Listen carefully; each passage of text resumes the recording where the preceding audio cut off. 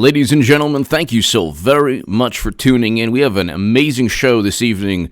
Luke St. Martin, Eric H526, thank you so very much for just being amazing moderators. And to my super chat, I don't have $20 million in venture capital funding, so I thank you very, very much. And to my new Patreons, thank you.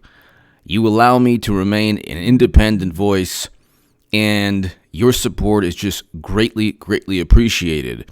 Ladies and gentlemen, President Trump, in the past 2 months, just in 2 months, okay, not even like a month and a half, has achieved more in a month and a half. And now, I'm not just talking about being the first president to step foot in North Korea and begin détente between North and South Korea. You can look. President Moon Jae-in of South Korea said that President Trump deserved the Nobel Peace Prize. So this is April 30th, 2018. South Korea president says Trump deserves Nobel Peace Prize. Reuters. Okay? And it's interesting how people who know exactly how difficult these diplomatic accomplishments, these achievements are, say that President Trump deserves recognition. And it's interesting, you have Reuters. South Korean President Moon Jae-in said U.S. President Donald Trump deserves a Nobel Peace Prize. April 30th, 2018, Reuters. And then you have foreignpolicy.com. If anyone gets the Nobel, basically it isn't Trump. And so you get this, the foreign policy experts think they know more than the actual president of South Korea, who obviously, without Moon Jae-in, we wouldn't have that historic moment where you have this historic détente between North and South Korea, but you also needed President Trump. You needed somebody who thought differently. It didn't happen under President Obama. It didn't happen under Bush. So in addition, ladies and gentlemen, in addition to being the first president to step foot in North Korea and begin détente between North and South Korea. And détente doesn't mean, peace is right around the corner and there won't be any speed bumps and it was not a photo op like the left tries to say. It was something beautiful and paradigm changing and historic. Emily Cooper! H.A. Goodman, you are the evangelist. The ladies trying their virtual. Emily, thank you! Emily Cooper, thank you. Thank you, Emily. Very, very, very kind of you. Emily Cooper. I'm like I feel like this political Elvis. Thank you, Emily Cooper, thank you. Jimbo, this kind of diplomacy has always been widely lauded until now. Go Trump. Exactly, Jimbo. Exactly. Could you imagine if Madam Secretary was the first president, or President Obama was the first president to begin a détente between North and South Korea? And we haven't even gotten to the past month and a half with a landmark peace deal between the UAE and Israel, and another peace deal, an economic deal between Serbia and Kosovo. Jimbo, we haven't even gotten to that yet. These are 3 major accomplishments. And President Trump doesn't even get recognition because they just don't want his personality. They don't like his personality. Emily and Jimbo, they don't like his personality. They don't care about record low unemployment.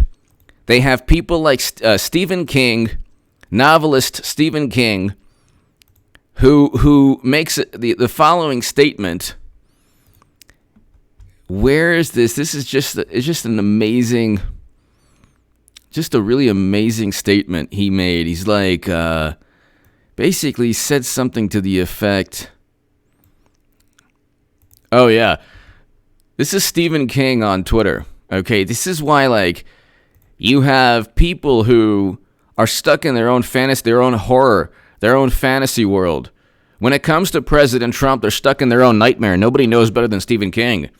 Thousands of people have lost their lives. He wrote this, okay? This is exactly why President Trump's going to win, and it's exactly why the meltdown will be so amusing. Stephen King, thousands of people have lost their lives in Florida. The tourist industry has taken a body blow. But Biden and Trump are tied 48-48. Help me understand this. Okay, let's educate Stephen King on reality. Maybe he can leave the world of horror that he's known for. President Trump, number one, did not downplay the pandemic. This is, when they say that, it's interesting. Democrats are now believing their own lies to be truth. And notice, every allegation against President Trump is a subjective allegation. It's not that he didn't break into Watergate. He didn't cover up a break-in. It's everything's subjective. Everything's an opinion. Well, he downplayed the pandemic. He didn't downplay the pandemic. In late January, he issued travel restrictions, which, of course, were opposed by Biden and Democrats. And then he started in late January a task force.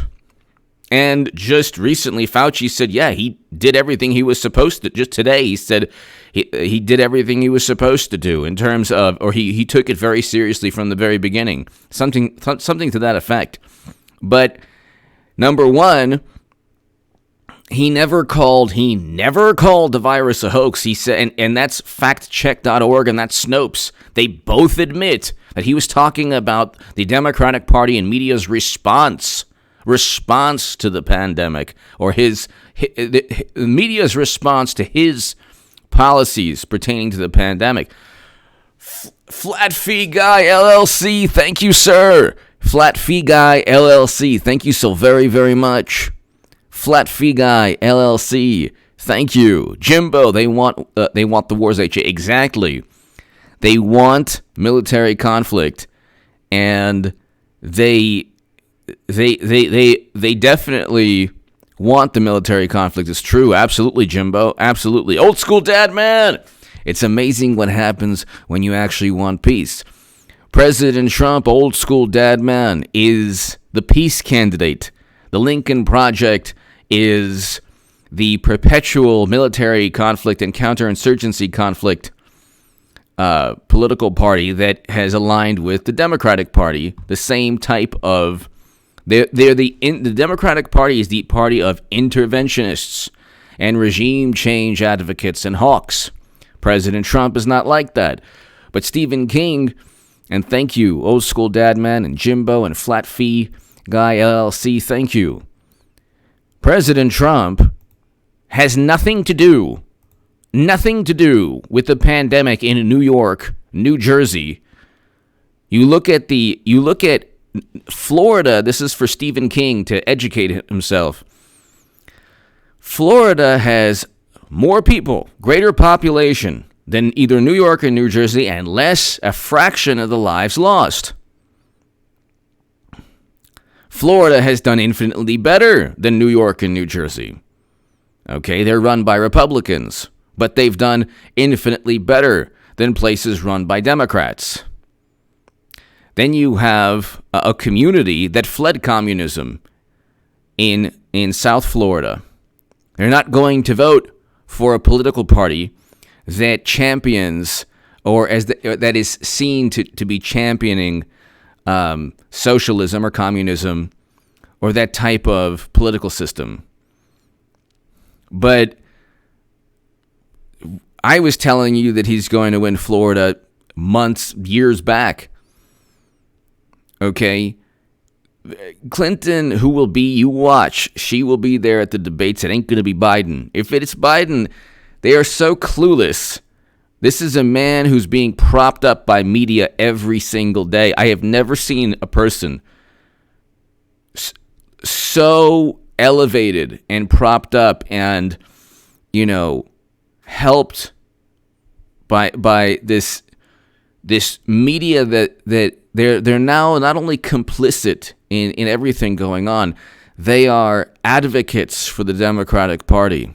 But here, Stephen King, thousands have lost their lives in Florida. The tourist industry has taken a body blow, but Biden and Trump are tied for. Help me understand this. Well, number one, the pandemic is not Trump's fault. Number two, Florida is doing a lot better, a great deal better. In terms of lives lost, they're only a fraction of what places like New York and New Jersey have. New York and New Jersey have combined around 40,000 Americans who've lost their lives. Okay, Florida and Texas, run primarily by Republicans, have a fraction of that. Okay, the pandemic response, people are going to look at their mayors, and people are going to look at their mayors and their governors and their senators before they look at President Trump. And the states with the most lives lost are blue states, Democratic Party run states: New York, New Jersey, Illinois, Michigan. And the greatest per capita losses are in blue states. This is a fact.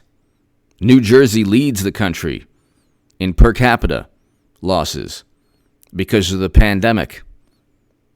So you have Florida with more people than either New York and New Jersey, with a fraction of the lives lost.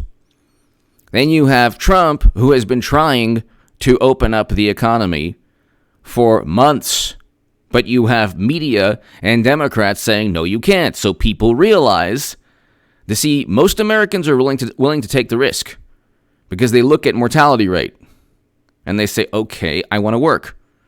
So don't blame the tourist industry on President Trump. Don't blame any industry. We are now actually in the beginning stages of a tremendous economic rebound. Look at the job numbers, Stephen King. So you take the pandemic in context, not Trump's fault, and Florida is doing a lot better in terms of aggregate numbers, like infinitely better. You have the economy that's actually rebounding, and you have President Trump, who is known for wanting to really restart the economy, to get things going again. And Democrats and media say, no, for your protection, we can't. We just can't do that. Emily Cooper! All single ladies send a donation. Emily Cooper, thank you. You're wonderful, Emily. Thank you. You are wonderful. Emily, thank you. You're absolutely wonderful. Emily Cooper, thank you very, very much. Thank you. This is Emily, thank you again. This is how clueless Democrats are. They are so utterly clueless, it's unbelievable. And this is the interesting thing about the Democratic Party and about media in general. Stephen King is he's one of the great authors. He's one of the great American authors. He is. Okay? He has no idea what he's talking about in terms of politics. He's pretty much clueless when it comes to politics. But he's a great American author. And this is the problem with Democrats and media and celebrities. They think they understand politics. So they're like, help me understand. Why? I mean, why are they tied in Florida? Because I've been telling you this, Stephen King, for 4 years. That's why NPR quoted me, Stephen King, not you, in 2015, when I said that Clinton would lose swing states. And she lost swing states and lost the election. And I called the election in 2016. And I called this election 4 years back. President Trump's going 8 years. They are so delusional because they think that they've accomplished something. Emily, thank you again. Hunter's Moon, X Grim, thank you. Pelosi got a haircut. She would never risk her life for a haircut. It's fake. Yeah. 100 months to crush the economy. Hunter's Moon, thank you. Well, Pelosi,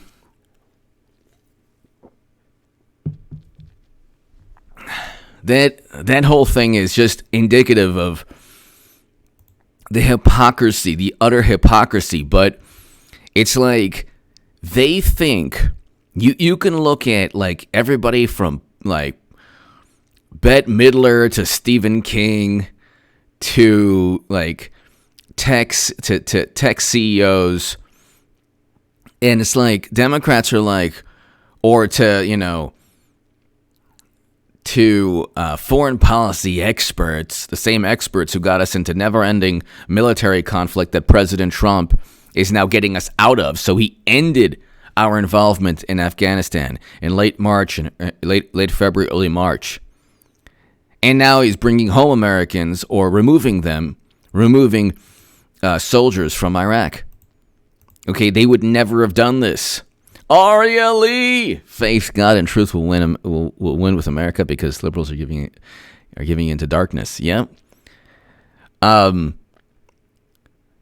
One thing that I've realized more so than at any time in American history is that God is good. It's good to believe in God, and it's okay to be an atheist as well or an agnostic.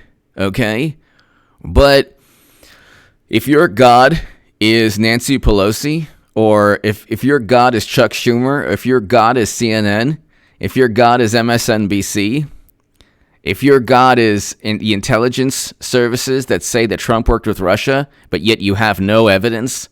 See, the interesting thing is, and it ties into the point that I was making, just because you have an expert disagreeing with Trump or an accomplished person like Stephen King doesn't mean they know what they're talking about.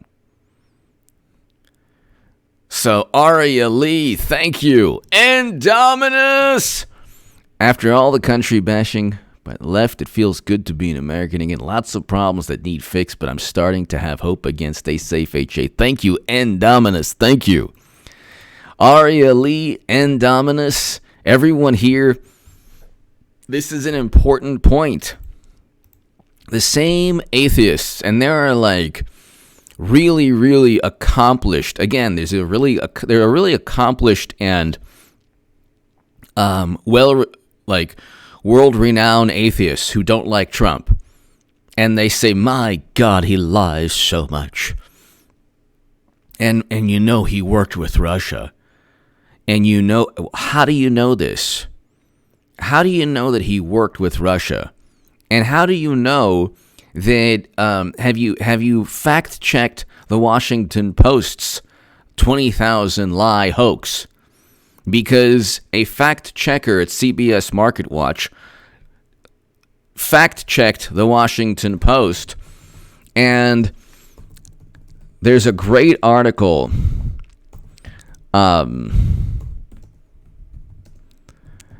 about a third of all the alleged lies, of a quarter. Here, the CBS MarketWatch. So number one, Washington Post's 10,000 Trump untruths is about 25% fake news.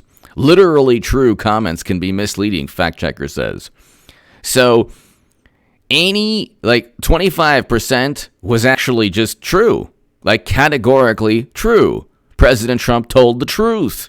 And then another 20%, they focused on hyperbole, and every president is hyperbolic when it comes to any achievement or like the economy doing well. They'll always engage in a little bit of hyperbole.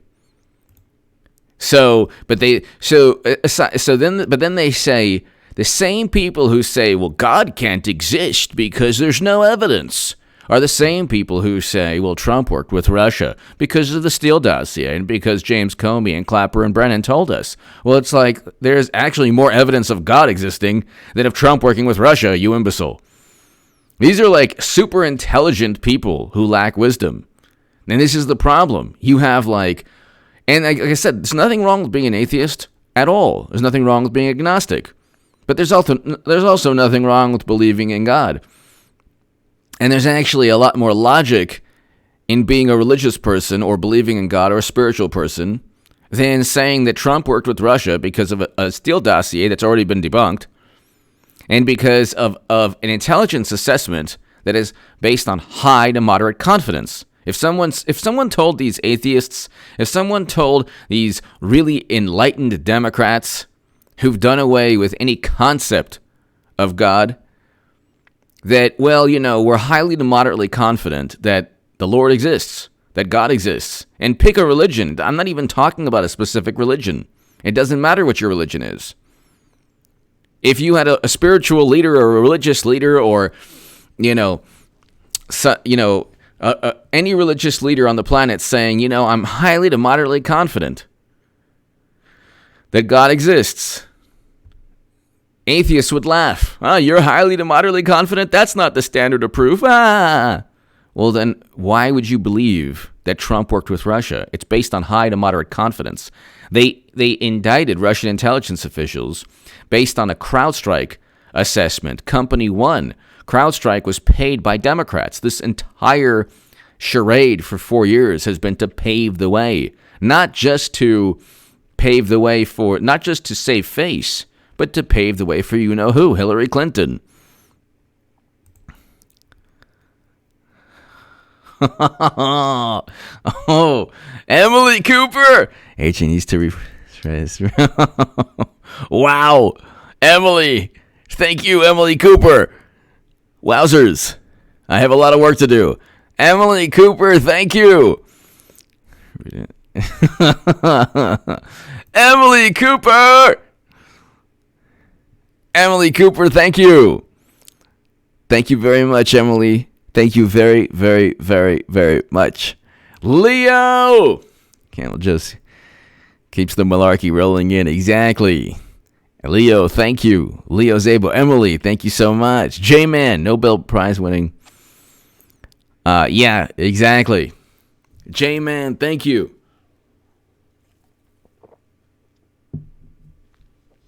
Emily Cooper, you're wonderful. Thank you very, very much. So let's go ahead and so Norwegian politician nominates Trump for Nobel Peace Prize again. And we'll get to Trump's lasting accomplishments compared to President Obama or Bush. What are Bush and President Obama's lasting accomplishments in terms of foreign policy? Absolutely nothing. That's not hyperbole. There's nothing that they've done that's lasting. You will have détente between North and South Korea. That is going to be lasting. That is a huge accomplishment that will be, that will last generations. And then you have diplomatic ties between countries that were not possible before Trump. These diplomatic ties were not seen possible. They just were not seen possible. They weren't viewed to be possible. And it's like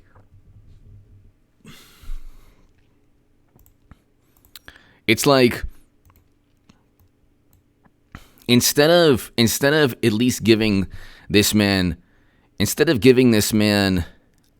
credit and saying, okay, we don't like his personality.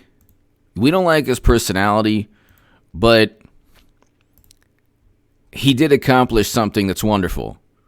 Instead of just admitting this,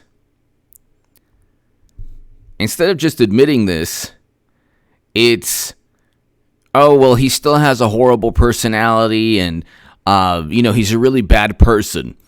William R. Abrams, Stephen King's opinion scarier than his writing. Yeah, pretty much.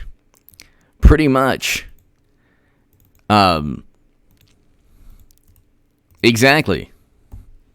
Exactly.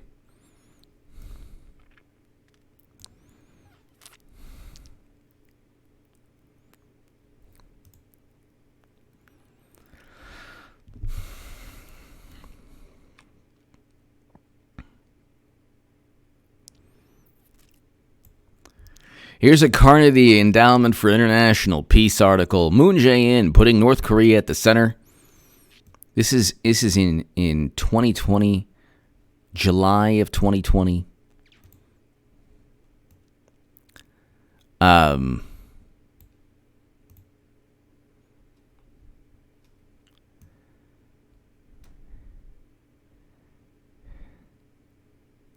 You have, in just a year, Moon held 3 summits with North Korean leader Kim Jong-un and was instrumental in facilitating the historic meeting between President Donald Trump and Kim in Singapore, the first ever meeting between the sitting leaders of the United States and North Korea.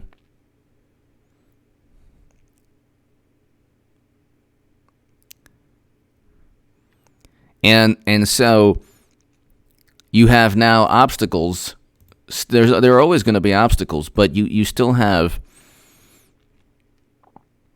Moon Jae-in holds on his dream of North Korean diplomacy, June 2nd, 2020. So without that amazing moment when President Trump and Moon Jae-in were the first leaders to forge diplomatic ties with North Korea and begin détente and step into North Korea. Without that groundbreaking achievement, you wouldn't have this possibility of peace. But Jimbo, when Wood Guthrie was asked his religion for the paperwork at the birth of his son Arlo, his response was all or nothing.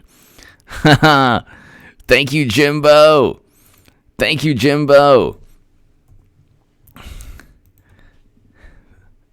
Thank you, Jimbo. That's awesome. Nice.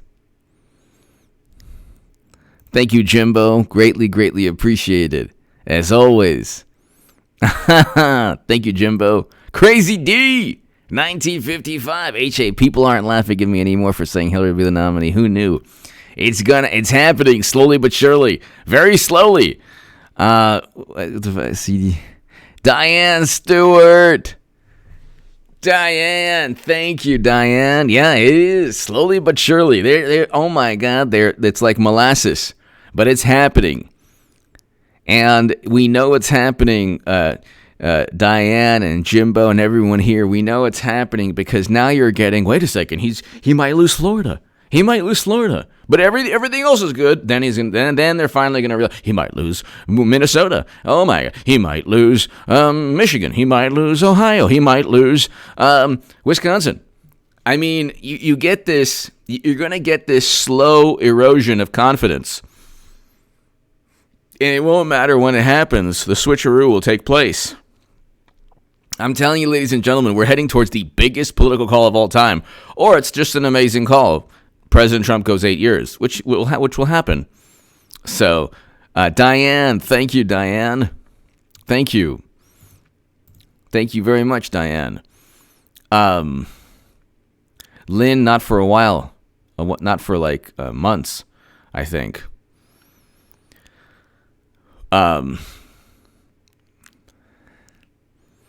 Emily. Emily Cooper.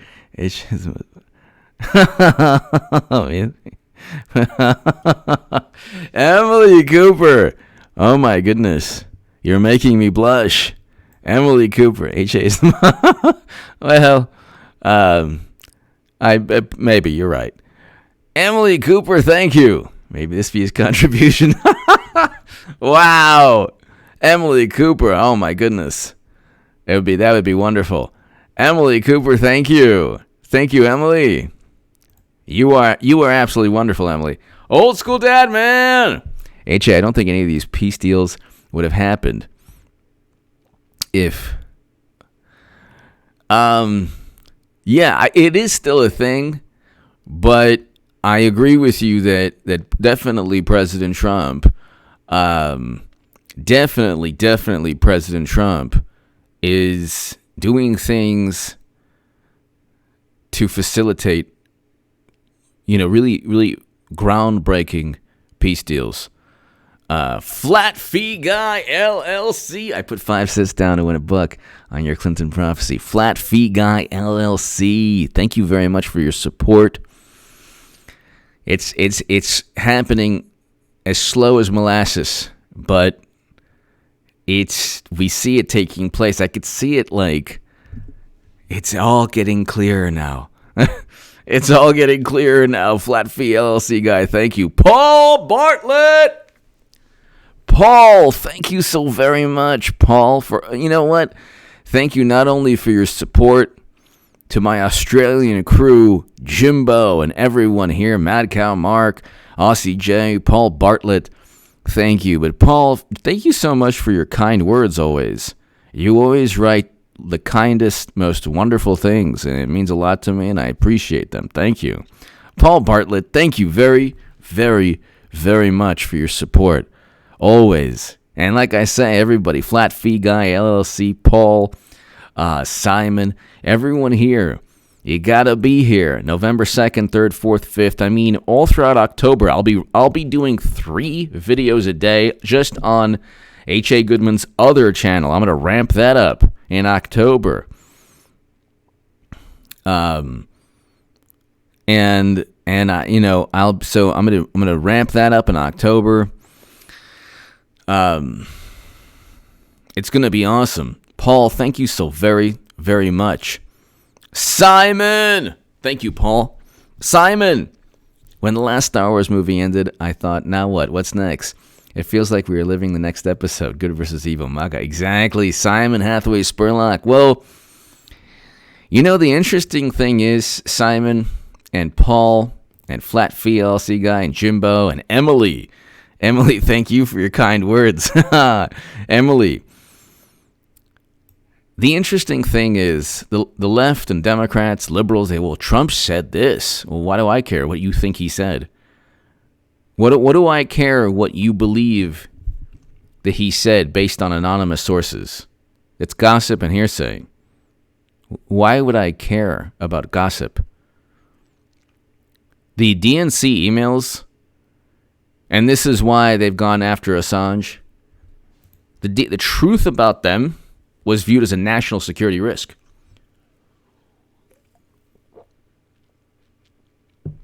They equate foreign policy to Facebook ads.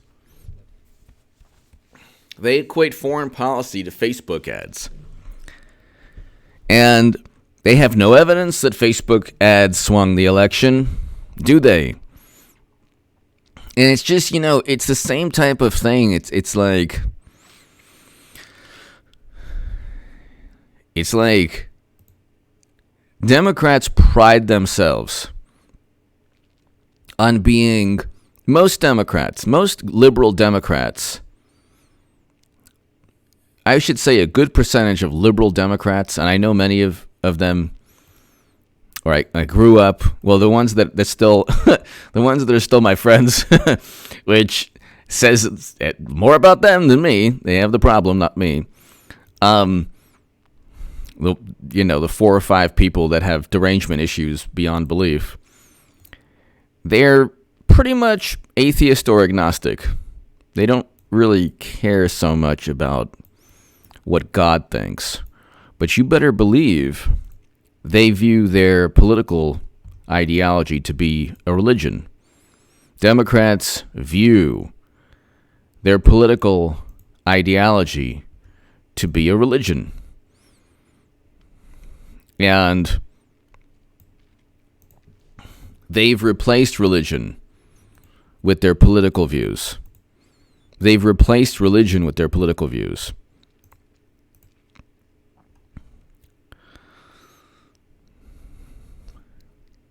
They have replaced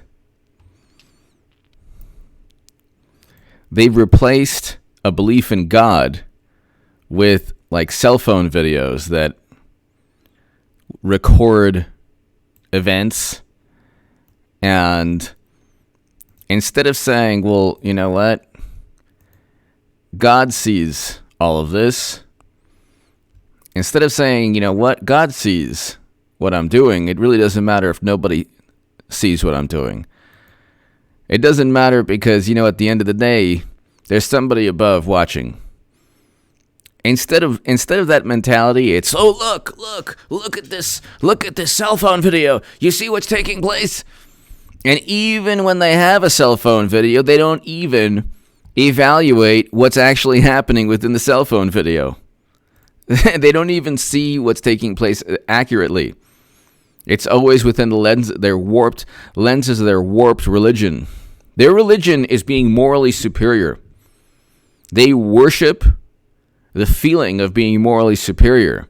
That's why the left is like constantly eating up its own.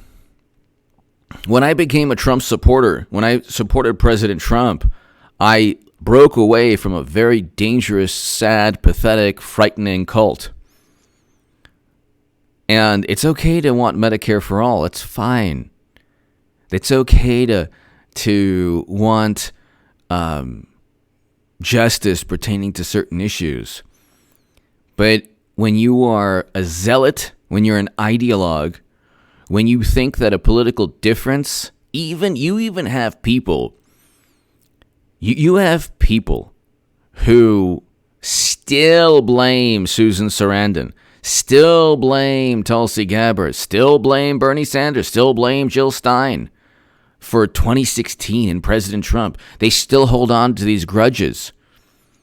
They view them to be, they view people who on the left who don't abide by their ideology as heretics. They've engaged in blasphemy. They're Russia bots. They worked with Russia. Yeah, because 20% of U.S. uranium capacity being given to basically being eventually owned by Vladimir Putin. That's Snopes said that never happened, which it did happen, but Snopes didn't even say it never happened. And Snopes never said that it didn't take place. What Snopes stated was that only President Obama could have vetoed the sale. That Clinton couldn't have vetoed the sale. Well, so what? If Pompeo was a part of something that President Trump could have vetoed, you better believe they'd be grilling still Pompeo and Trump. You think that if a company eventually owned by Putin gave money to Pompeo's foundation, and then Trump did not veto the sale of 20% of U.S. uranium capacity at one point, you don't think media would be suspicious? But they're always suspicious of Trump. But see, this is the thing.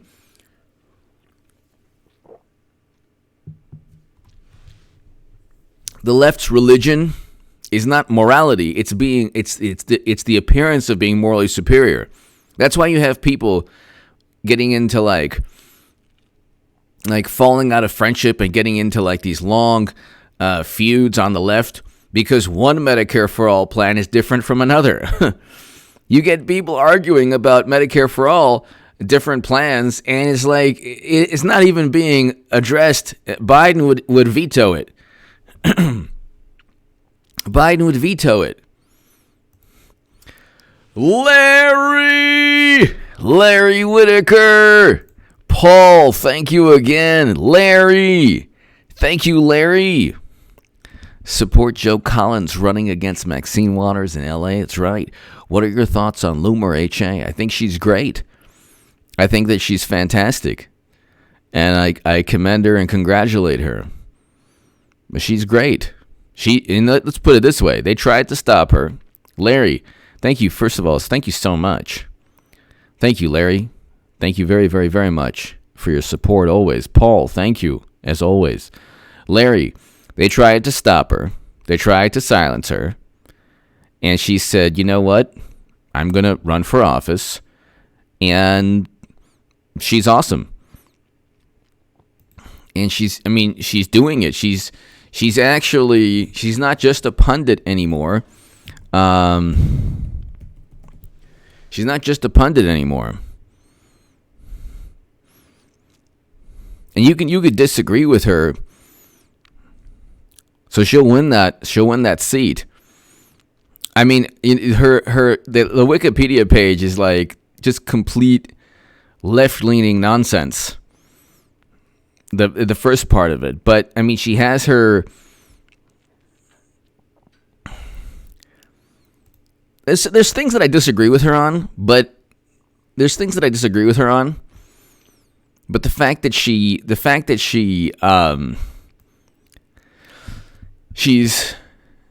like, I disagree with her on certain issues or certain statements.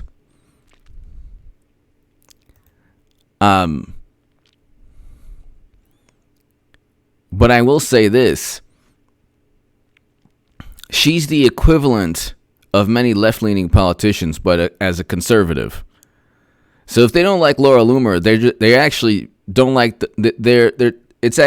they're making a statement about who they are as well.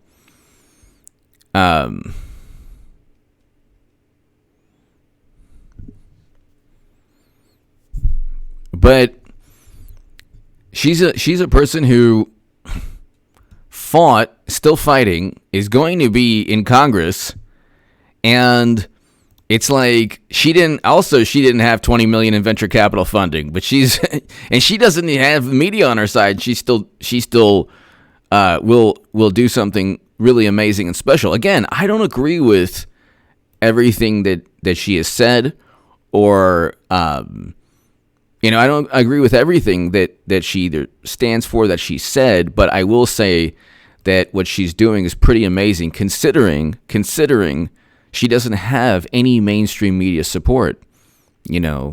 Other politicians on the left have had immense media support. John Ossoff has immense media. Are you kidding me? Beto O'Rourke. Oh my God, Larry, Beto O'Rourke, with DUI and everything, swept under the rug. So whereas I don't agree with everything that she's said, I do commend her, and I don't agree with all of her policies or everything she's said. So H.A. Goodman does not agree with everything that Laura Loomer has said, but I commend her for battling media. And media has tried to distort a great many things about her. So I commend her for, fighting and battling and winning. She'll ultimately win, which is pretty fantastic. I mean, that's what democracy is all about. Mitchell Smith and Larry, thank you.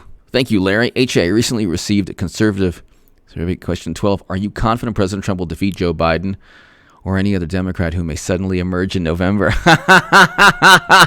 Clinton 2020. It's happening. It's happening. Mitchell Smith. It's happening. Mitchell Smith. Larry, Paul, Mitchell. Oh, I love that. Oh, my God, I love that. Mitchell Smith, I love that so much. I can't tell you. You just made my night. Is that really verbatim what it says? Mitchell Smith. Thank you, buddy. That's awesome. That's awesome. That is really awesome. I love that. I just got lectured, Mitchell, today by a really, really a wonderful, wonderful, wonderful person that I know who is still sticking by me, and he's just, he's family, obviously. He's just wonderful. And but he's liberal Democrat, and I got lectured as usual. Just like I got lectured from him in 2016 and 2015 that Trump couldn't win, and of course I was right. But I got lectured today how it's impossible that Madam Secretary could pop up like a certain rash. Oh my God, it's impossible. There's no way. You've lost it. You're nuts. And, it doesn't work that way. Things don't work that way. And it's like, it's happening. And then you have to understand, Mitchell, when it happens, they're like, okay, so what? They don't care. They don't care. They're not even going to, Mitchell, they're not even going to bat an eye. Larry and Paul, they're not even going to bat an eye. They're not even going to care because they're going to say, so what? So what? Stephen King is going to say, so what? He's going to turn into one of his characters. She had to come in. It was ordained by whatever is said to be God, which doesn't exist, but Russian interference does. So what if she came in? So what? So what? Just vote. Just vote for Clinton. So what? You want Trump? You're a Trump supporter? You want to be a Trump supporter? That's what they're going to say. They're not even going to care. They're not even going to care. Mitchell, they're not going to care. It's going to be fantastic. Old school dad, man. To all the veterans on this chat, thank you for your service to this country and to your brothers and sisters in arms. God bless you. Old school dad, man. God bless all the veterans on this chat and in this country. Thank you so very much, old school dad, man. Thank you. Thank you, old school dad, man. Very, very nice message. Thank you. Old school dad, man. Larry and Paul. Thank you so much, Larry and Paul. Thank you. Vincent. Thank you for being a daily dose of sanity in an insane world. Thank you, Vincent. Ordolino, thank you. Vincent, thank you so very much for the kind words. I appreciate that. And, Vincent, you help me. Everyone here helps me with just remain calm and sane and rational throughout all of this irrational nonsense. Being able to speak to everybody every evening means a lot to me. It really, really does. And I'm glad finally I kind of picked a time, because I was like, it took me a long time. Like, gosh, when I start at 11 p.m., it's not as many, there aren't as many people as when I start at 9 p.m. So it took like this brain of mine a long time to realize maybe you should just pick a time and then people can enjoy and set a schedule around. You can set a schedule around, picking a time to discuss the day's events. So this and also what I used to do, Vincent, an old school dad man, as you remember, I used to have 2 separate live streams. But then I noticed, like, if I started a live stream at 8 and then I did one at 10, if I started, so the 8 o'clock one would have a lot more people, or sometimes the 10 o'clock one would have more people. But if I started at 9 or 9:30, and it's like, and I go for 2 hours or an hour and a half to 2 hours, it's just a lot better this way. So I appreciate, Eric H526, Luke St. Martin, it's really a wonderful thing to have really wonderful moderators, because, and this, wonderful moderators, a chat with, like, no drama. It's really interesting, too. Sometimes I'll see kind of drama, sometimes, very rarely. But anyone that steps over the line, you see like a timeout and then quick draw. Luke St. Martin will just like he gone. It's like who's the White Sox announcer? He gone. Hold on. White Sox announcer. Oh, Ken Harrelson.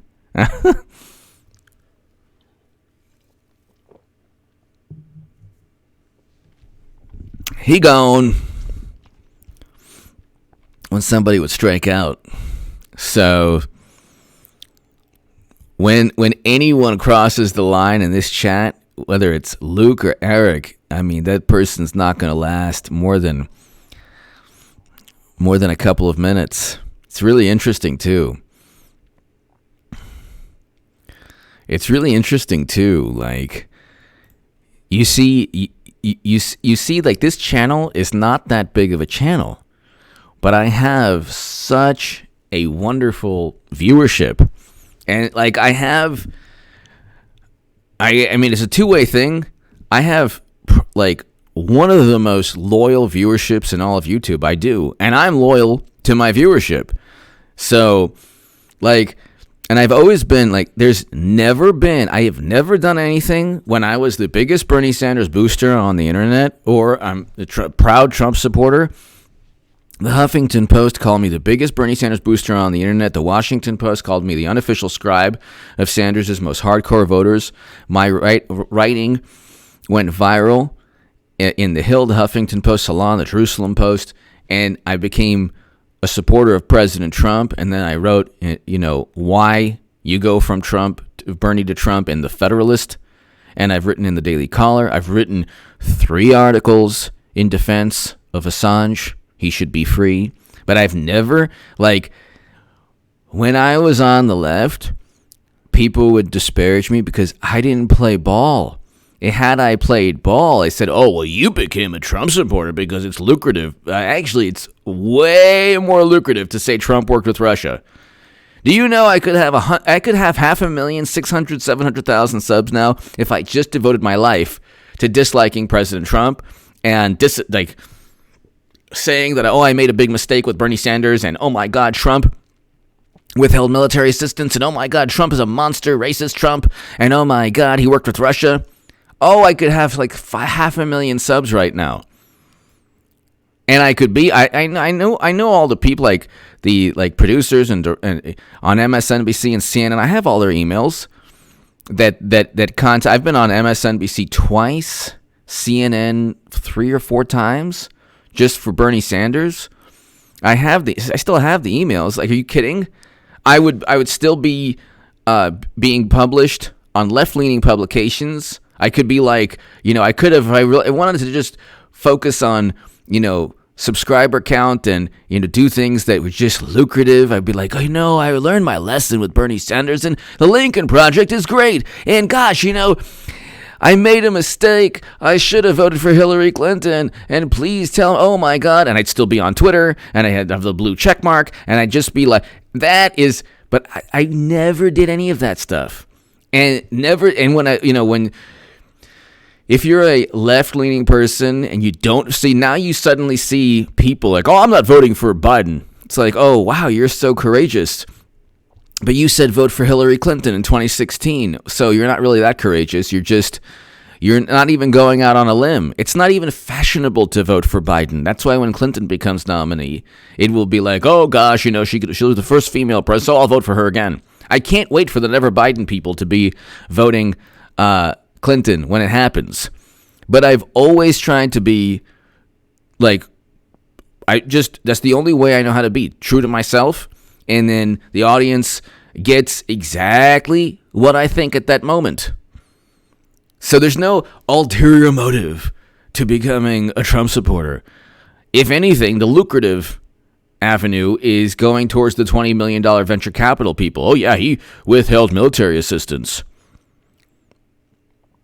And it's like, they don't have anything on President Trump. The left has zero. The left has zero on Trump. Nothing. They have now been reduced to writing articles 2 months before the election on what people say that he said. They can't point to what he said. They have to fabricate what people think he said. They have nothing. And then you get the dysfunctional left. It's like my biggest sin when I was a progressive, whatever that means now, because Hillary Clinton's a progressive. My biggest sin was saying I'd rather have President Trump than Clinton, which was basically, I should have just supported President Trump outright, because he was a much better. He's a wonderful president. He has reversed U.S. foreign policy, which is exactly what I wanted Bernie Sanders to do. Signed prison reform legislation, done a whole bunch of amazing things. Obviously, just recently with foreign policy achievements that President Obama did not achieve.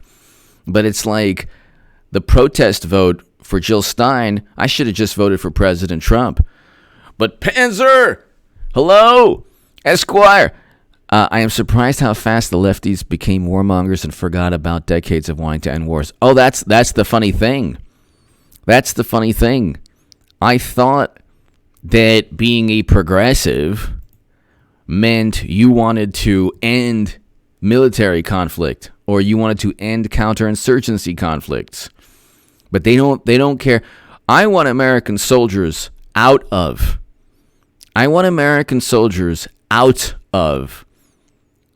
perpetual military conflict and counterinsurgency wars. And my website, hagoodman.com, which is coming out very soon, there's a section within the website of my writing in The Hill, in the Huffington Post, in the Roanoke Times, in the Jerusalem Post, writing against counterinsurgency conflicts and interventions. Because that's really what drives me. That's what I consider the most important issue. And the left is interesting. They're very funny. They're like, not funny, but they're like, it's this kind of warped mentality. Like, well, Trump is against interventions, but he's still doing this, and that. It's like, yeah, what's your point? What's your point? And then they have like this obsession. They have this obsession with one country in the Middle East. One country. I'm not going to get into it now, but they are obsessed with one country. And these are the same people who would fight the 1930s and 1940s Germans. Yeah, right. But they're obsessed with one country. Interesting.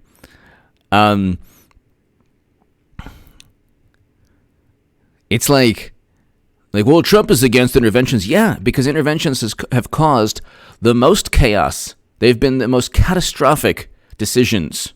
They've affected millions instantly. Like climate change there's nothing you could do. There's nothing the United States can do. Climate change is an important issue. It is an important issue. But it's like Democrats and the left can't just leave it at that. They have to say, if you don't agree with us, you are going to usher in the end of the planet.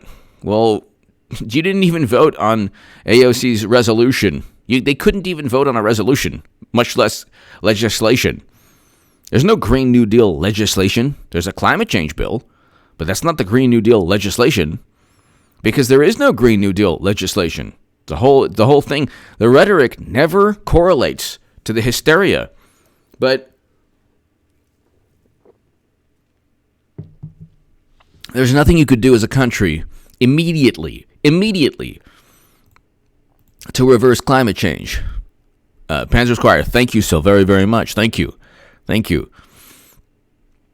But you can reverse U.S. foreign policy, and immediately Americans and people around the world immediately will benefit. What is President Obama's lasting foreign policy achievement? There's nothing. They say this is interesting. Madam Secretary, who will be at the debate stage, and my God, it's going to be the best political call of all time. I'm just going to pat myself on the back before it happens. But their signature achievement, the signature achievement, people, is the nuclear deal. Okay? First of all, and by the way, I love Love the Iranian people. Love the Iranian people. But I'm talking about the government. So you have Tehran funding Assad, which was yet another regime change done by rebels that were funded by President Obama. And that operation, that covert operation, was ended by President Trump. Yet another amazing call by Trump. But then you have Hillary Clinton today saying, oh, well, you know, the government there has thousands of people have been let out because of the pandemic. But writer and human rights activist Nasreen Sotoudeh has not been, and she's enduring a grueling hunger strike. Okay, and so this is the country that you trust to not, and then within that deal, because President Obama's administration was so intelligent and they're so smart and so such great diplomats, the inspectors were not allowed to go to military sites. Hello? The inspectors were not allowed to go to military sites. Why? Because the experts say that, well, you know, the UN experts say that, you know, those programs don't take place at military sites or military bases. Sorry. It's like, what? Are you talking about why would military bases be off limits? Then there were missiles that were being launched that were capable of launching devastating strikes that were technically allowed in the deal, but broke the spirit of the deal. And there were 23 ballistic missiles that were like 23 or in the 20s launched. And thank God President Trump ended that absurd deal, which was obviously never working because they were launching nuclear-capable ballistic missiles. So, yeah. And then you have, I mean, it's the same country that Clinton, who took a lot of credit for that deal, is now saying, well, look what they're doing with the human rights activist. So it's like, it's just interesting how President Obama's foreign policy, we're not even getting to Libya yet. I mean, look at the horrible track record. Sigma Nu UCLA.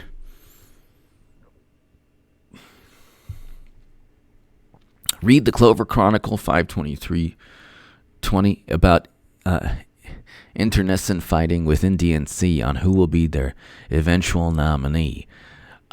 Sigma Nu UCLA, I'll check it out. Thank you. Sigma Nu UCLA, thank you so very, very much. Sigma Nu UCLA. They ain't going with it was always going to be Madam Secretary. Sigma Nu UCLA, thank you. Thank you very, very, very much. I think I'm experiencing some technical difficulties now, yet again. But Sigma Nu UCLA, thank you. I have to go ahead and check that. But yeah, I mean, you look at what has been the lasting foreign policy achievement. You haven't had any lasting foreign policy achievements. What was Bush's lasting foreign policy achievement? What was President Bush's lasting? It was just chaos and mayhem. That's why the Lincoln Project people have aligned with the Democratic Party. Because Democrats, they found a home because they were kicked out of the Republican Party because they were so inept and incompetent and frightening. They were so frightening, the Republicans kicked them out, and they found a home with the Democrats.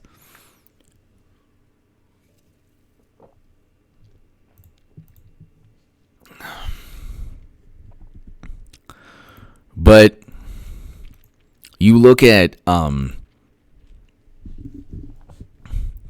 Sigma Nu UCLA. Thank you very, very much.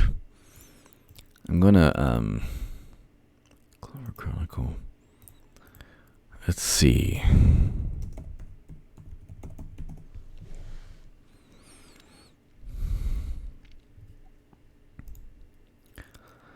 Guess I have to check the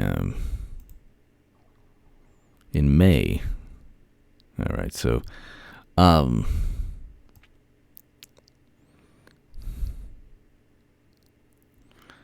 thank you, Sigma Nu UCLA. Thank you.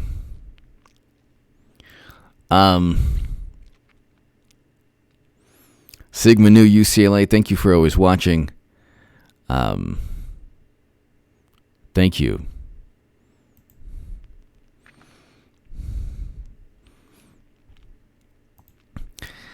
You look, ladies and gentlemen, Sigma Nu UCLA, Larry, Paul. You look at, there's no life. Like the energy level and the life is just, they've dissipated. They've been like sucked out of the Democratic Party. It's almost like their contempt for Trump as a vampire that has just sucked the life out of the Democratic Party. What are they passionate about? What, like, President Trump just accomplished 2 major diplomatic achievements. 2 major, and you can't even really talk about them on the live stream because they involve countries that either never had diplomatic ties or 2 countries that were engaged in horrendous civil conflict. And you can't really talk about the specifics as to why there's such amazing accomplishments on the live stream. But they are. And this is like the 3rd most amazing, like... Michael Lee, hello. It's we've already passed that stage. But,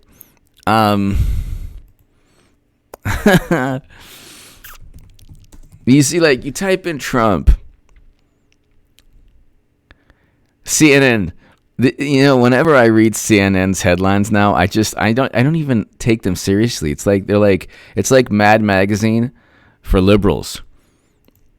It's just like The Onion is more accurate and realistic and legitimate.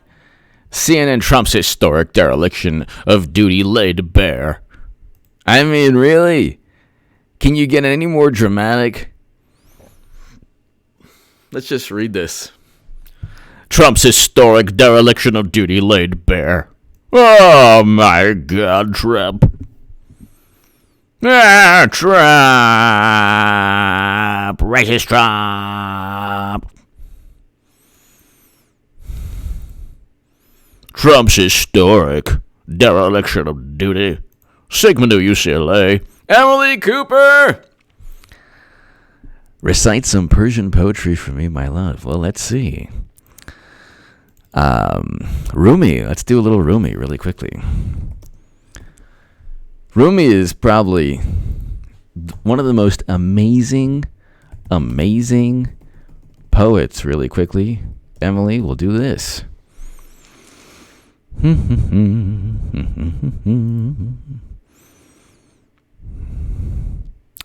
And the computer is, of course, not working when I hit Poems of Love from Rumi.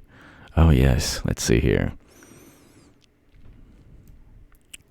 Well, this is a long one. Let's see if I can find a short one. All right. Love is the water of life, everything other than love, for the most beautiful God. Though it be sugar eating, what is agony of the spirit to advance towards without ceasing? Hold of the water of life.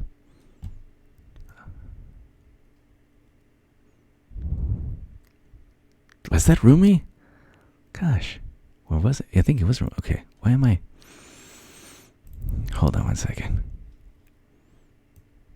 Oh, okay, here. Love is reckless, not reason. Reason seeks a profit. Love comes on strong, consuming herself unabashed. Yet in the midst of suffering, love proceeds like a millstone, hard-surfaced and straightforward. Having died of self-interest, she risks everything and asks for nothing. Love gambles away every gift God bestows. Without cause God gave us being. Without cause, give it back again. All right. We can go on forever. Let's see. Trying to. Emily! Thank you so very much, Emily. Panzer! Mad Max for liberals, coined by H.A. Stoltenberg.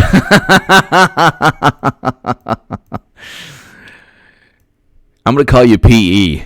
just because I love you, buddy, but I have to call you P.E. from now on. Like, it's a public enemy.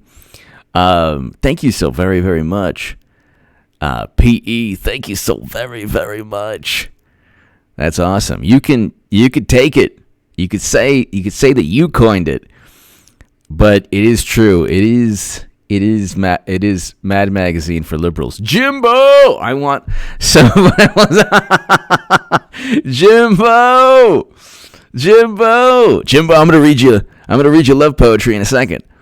Jimbo! Emily Cooper, thank you so very, very much. Emily, thank you. Pizzolano! H.A.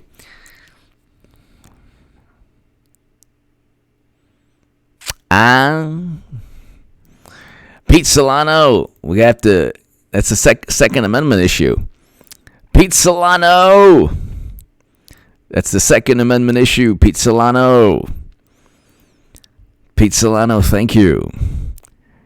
Pete Solano, thank you.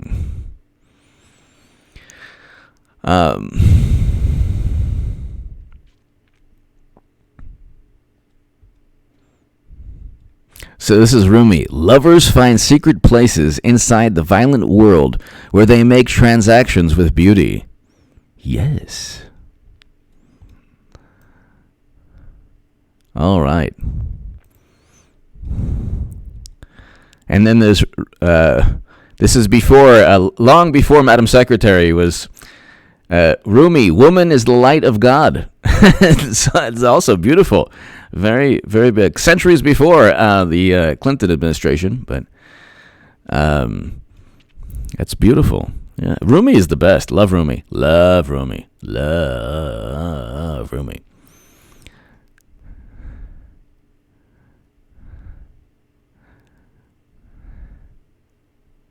Never lose hope, my friend. Miracles dwell in the invisible. If the whole world turns against you, keep your eyes on the friend. I have this urge to read Rumi in Bill Clinton's voice, but that is true blasphemy, so I'm not going to do that. There's just no way I'm going to do that. Pete Solano, thank you. Thank you. Yeah, Rumi, love Rumi. But let's just read Emily. Thank you for the kind words. Trump's historic dereliction of duty laid bare. It can't even stop. Do you understand? They can't even stop a dereliction of duty, which is really funny because he just accomplished his second major diplomatic achievement. More diplomatic achievements in 1 month than 8 years of President Obama's administration. But who's counting? They couldn't stop a dereliction of duty. The narcissism was just too much, so they had to say laid bare. Do you understand what we're talking about here? You couldn't stop a dereliction of duty? That's already too dramatic. It's already too dramatic. Trump's dereliction of duty laid bare. Duty. It matters who the president is. Millions of lives and livelihoods depend on the character, competence, altruism. Oh my God, this is fantastic. Oh. The altruism? Tell us about the altruism of President Obama in Libya and other countries. Millions of lives and livelihoods depend on the character, the competence, the altruism, and the integrity of the person in the Oval Office, whatever their party ideology, except if it's Trumpy, the monster. But President Donald Trump, whatever their party ideology, yeah, Bush was so good. What good character and altruism. He was so altruistic. Here, Middle East, here, look what we can do for you out of philanthropic concerns. We'll just tear the whole map apart. Oh, we're so fantastic. Oh, yes, this is,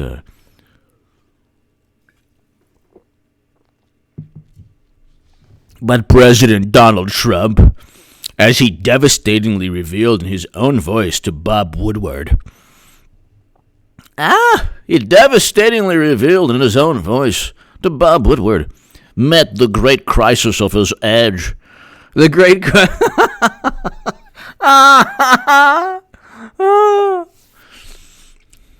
You forget about the peace deals between Kosovo and Serbia and the UAE and Israel. Let's just forget about that. Met the great crisis of his age with ineptness, dishonesty, and an epic dereliction of duty. Rarely have a president's actions or inaction and individual decisions on such critical issues been so consequential and so exposed in his own time. In this case, in taped interviews with the Washington Post reporter for his new book, Rage. Wow, this is really fantastic. What great writing. And this is fantastic. Everything's really great. This is fantastic. Wow. Dereliction of duty. The duty president.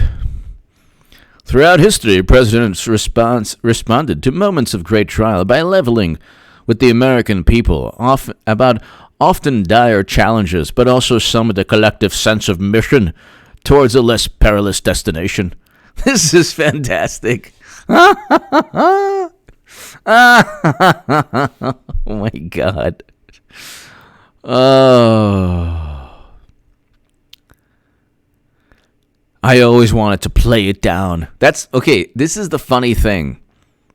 He didn't play it down. He knew that it was life-threatening. He never said it wasn't life-threatening, you imbeciles, you utter fools. He never called it a hoax. That is a lie that even factcheck.org and Snopes calls out, which says a lot. But then they still, it's mixture, He actually didn't say it, but, he's mean. This is just so hilarious.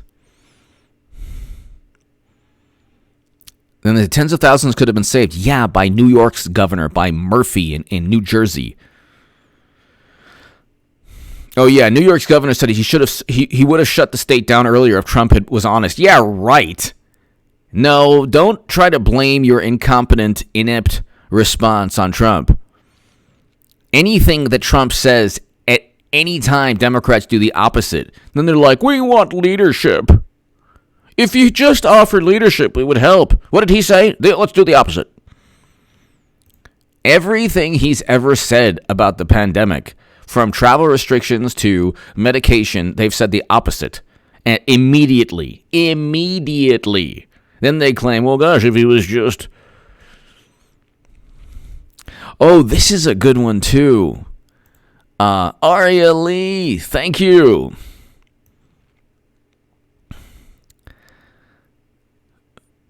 Pete Solano, Aria Lee. There's actually... Then there's, from Thomas Friedman, there's an article about why Trump supporters support President Trump. Oh, it's a good one. It's because they've been humiliated. It's the politics of humiliation. It's really not because he's presided over two amazing, unprecedented peace deals with countries who never would have made these diplomatic ties were it not for the Trump administration, because they didn't prior to Trump. And it's like, it's actually not like President Trump just presided over these accomplishments like a month into his presidency, so you could say, yeah, that's legitimately President Obama's accomplishment. This is 4 years into his presidency. You can't say that it's any other president but Trump. But, like, there's an article in the New York Times about how, Trump supporters, despite everything that's taken place. Record low unemployment, record low Black and Latino unemployment before the pandemic. See, they try to blame the pandemic on Trump. It doesn't work. God, why is it so difficult for Democrats to understand the pandemic is not Trump's fault? And the states with the greatest number of lives lost in aggregate are blue states. The states with the highest level of unemployment are blue states. The states with the most property damage. Oh, we haven't even gotten to that, have we? The peaceful property damage. Very peaceful, very peaceful, very peaceful, peaceful, fiery but peaceful. That's fiery but peaceful. These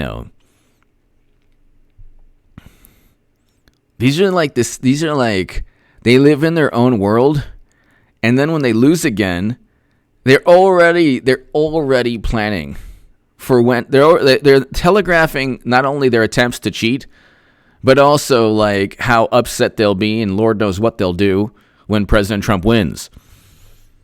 Like they project. They always project. Jimbo, now Cuomo trooping. Exactly. And you couldn't get more incompetent. Jimbo. Thank you as always, Jimbo. One of the leaders of my Australian crew, Jimbo. Give my best to the BAL boys. Thank you, Jimbo. Sigma Nu UCLA. The first week of November will be violent. Trump must impose the Insurrection Act like President Andrew Jackson would do. Fire arrest generals that don't comply. Sigma Nu UCLA. It might be. See, this is the thing. Democrats are always trying to lure Trump into some kind of trap. And Madam Secretary is going to be on that debate stage, and she'll be on that ballot. And I will have made the biggest political call of all time, or just a good call, with Trump going 8 years. President Trump's going to go 8 years, but they're not going to go with the exhumed body. They ain't going to go with the exhumed body. It ain't happening. But all of this, this hysteria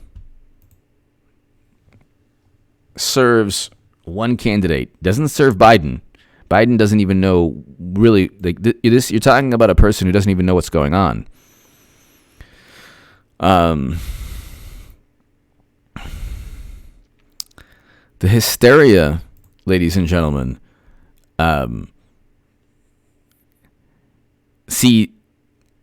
Democrats have, what they've done is they've said, look, we need to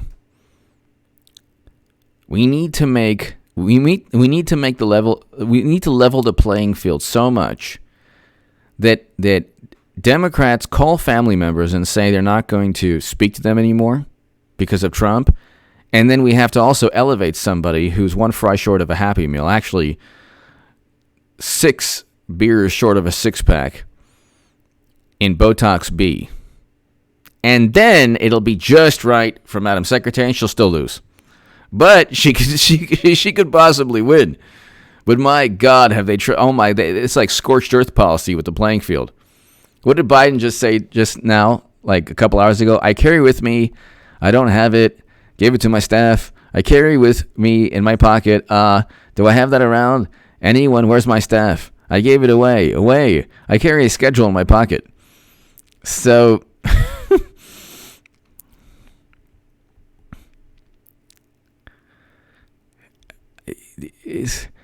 and whenever he speaks at a press conference, it's like he's speaking like in the Grand Canyon. No one's around.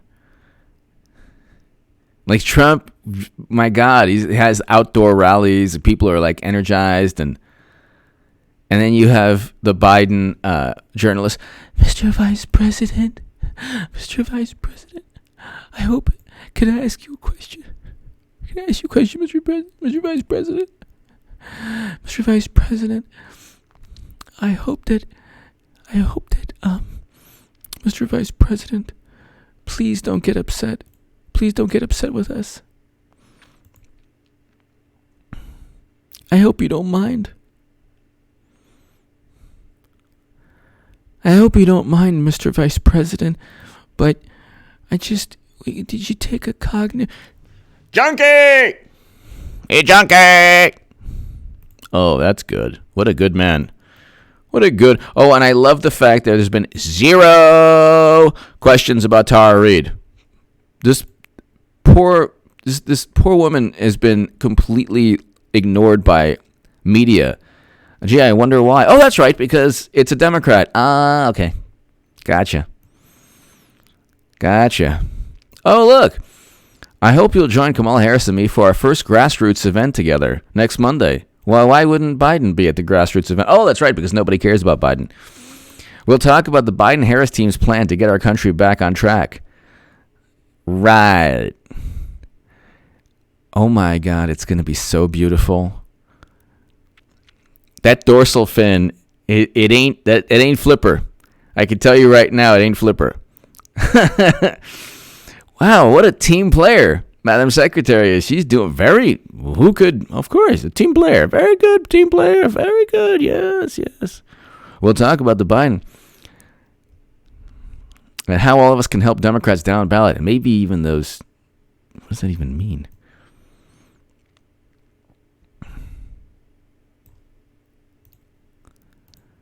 Oh, my God.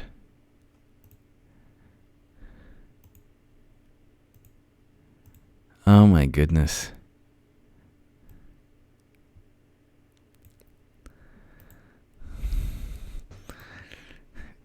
Dude, the grassroots fundraiser. A grassroots fundraiser.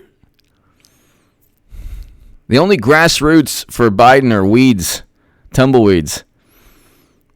That's about it. That's the only grassroots for Biden. Tumbleweeds for Biden.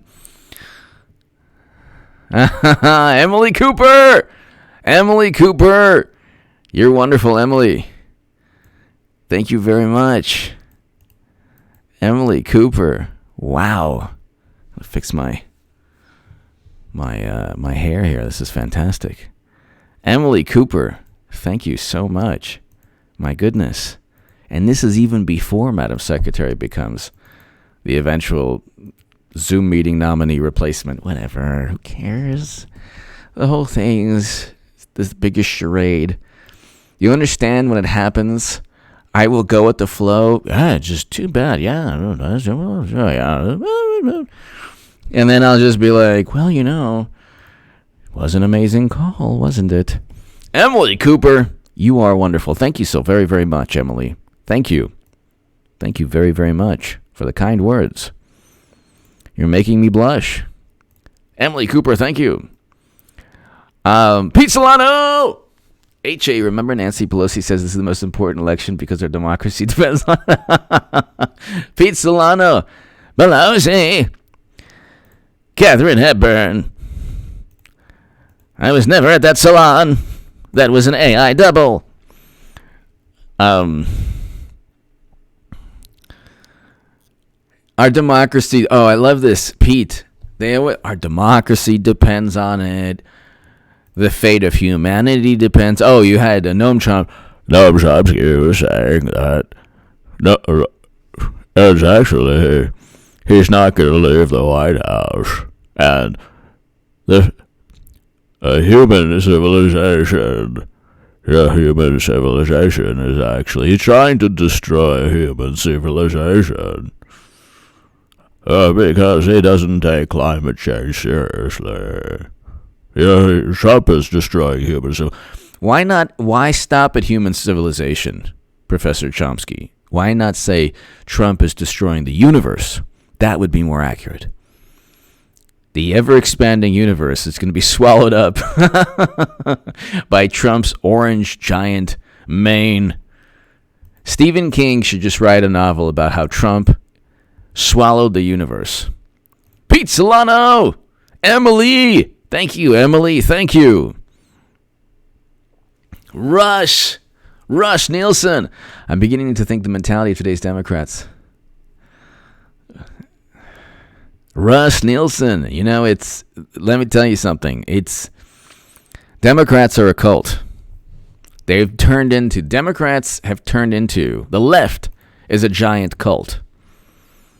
It's a giant cult. The left, Democrats. The Democrats rely on intimidation, scorn, mocking, and silencing people who just deviate even a little bit from their ideology.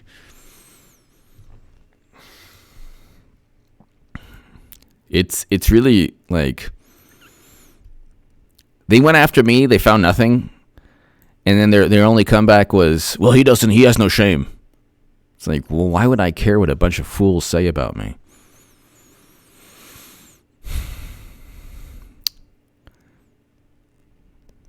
Why would I care?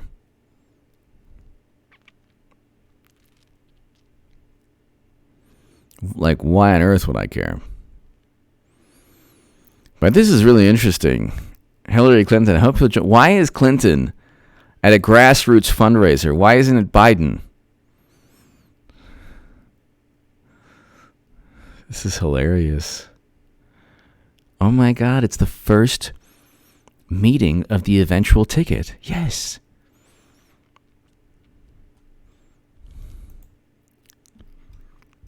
Okay.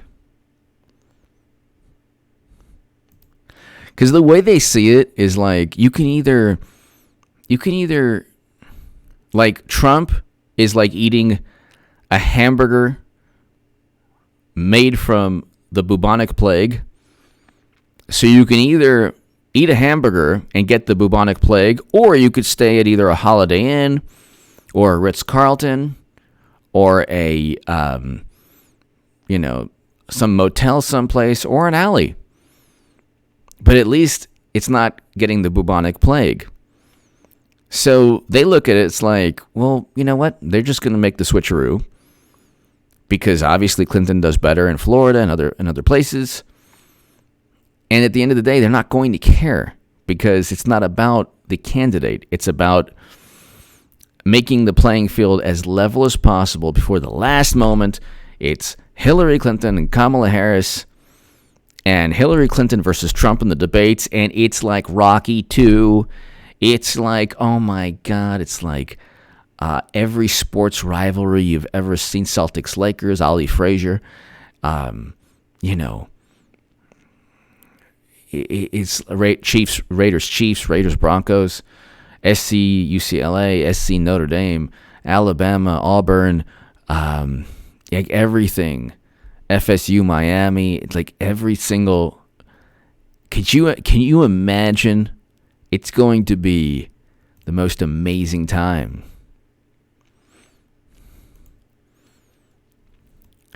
Ladies and gentlemen, Aria Lee, the left is a giant evil cult. Exactly.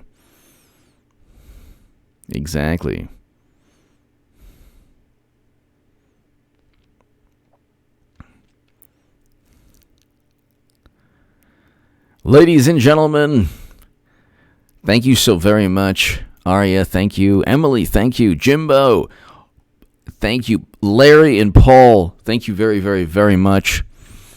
People, if you want to be part of a newsletter, it's email me at contactgoodman78@gmail.com. Thank you so very much for your support via Super Chat. To my new Patreons, thank you so much. It means a great deal to me. I'll be back tomorrow. It's happening in slow motion, people. It's the biggest political call of all time, and it's happening. It's pretty unbelievable. Give me your thoughts below. Thanks, everybody. God bless. My moderators, thank you so much. Eric and Luke, thank you. Jimbo, thank you again. Everyone, Larry, Paul, I'll see you tomorrow, everybody. Thanks, everybody. Have a great, great evening. Thank you.